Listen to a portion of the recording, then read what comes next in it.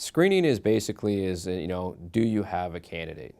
So if I use the analogy loosely, I like to call screenings like panning for gold. So you have a pan, you scoop up a bunch of sand with some rocks and you shake it out, and then you're eventually left with some rocks and potentially some gold pieces that are there.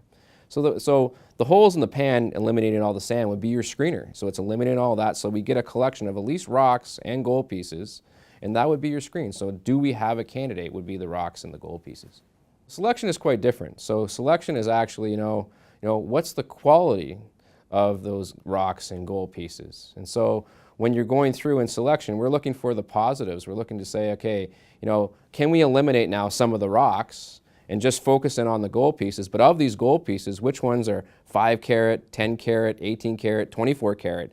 And see, that's what selection is. It's all about, looking to see what is my investment in the candidate, what strengths do they have that they'll bring to the table, and why they'll be successful.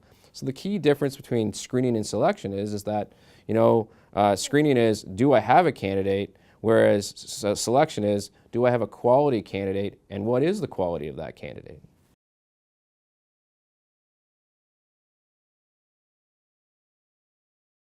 Well, it's interesting. I mean, I work with a lot of people who are in the investment business. So I ask them, I say, are you in the business of evaluating risk? And that's why selection is an investment decision. What you're doing is you're evaluating whether or not this is a good investment decision. Are we going to get the proper return from this investment? And what are the risks associated with that? So it's not much different than going play in the stock market. You're going to play some stocks that you think that you're going to get a good return on, and are we weighing the risks associated with that particular stock? And that's exactly what selection is. So when you go through a selection decision, you got to think about what investments do I have to make as a manager, as a coach, and also what investments are they going to be willing to make to be successful in this business.